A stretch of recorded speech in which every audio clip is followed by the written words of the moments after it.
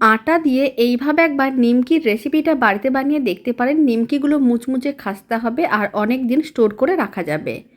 নমস্কার, আমি রুমি। আপনাদের সবাইকে আবারও একটা দারুণ স্বাদের রেসিপিতে স্বাগত। প্রথমে নিয়ে নিলাম 2 কাপ আটা। এখানে 300 গ্রামের মতন আটা নিয়েছি। 50 গ্রাম দিয়ে দিলাম কর্নফ্লাওয়ার, অল্প একটু লবণ, চিনি আর দিয়ে দিলাম সাদা তেল আর অল্প একটু কালো জিরে। এখানে কর্নফ্লাওয়ার দেওয়ার কারণে নিমকিগুলো অনেক বেশি মুচমুচে হবে। সমস্ত শুকনো উপকরণগুলোকে মিশিয়ে নেওয়ার পরে অল্প অল্প জল দিয়ে একটা টাইট ডো রেডি করতে হবে। ডোটাকে 5 মিনিট রেখে দিয়েছিলাম। এখন আর একবার ভালো করে মেখে তারপরে এরকমই লেচি কেটে নিতে হবে। লেচিগুলোকে গোল বলের মতন করে বানিয়ে প্রেস করে চ্যাপটা করে তারপরে এইভাবে অল্প একটু কর্নফ্লাওয়ার ছড়িয়ে রুটির মতন করে বেলে নিতে হবে। আর এইভাবে ত্রিকোণা করে নিমকিগুলো রেডি করতে হবে। আর কাঁটা চামচ দিয়ে কয়েকটা ছিদ্র করে নিতে হবে যাতে ফুলে না ওঠে। তারপর গরম তেলের মধ্যে দিয়ে উল্টে পাল্টে লাল লাল করে ভেজে নিলেই দারুণ স্বাদের মুচমুচে খাস্তা নিমকি একেবারেই রেডি।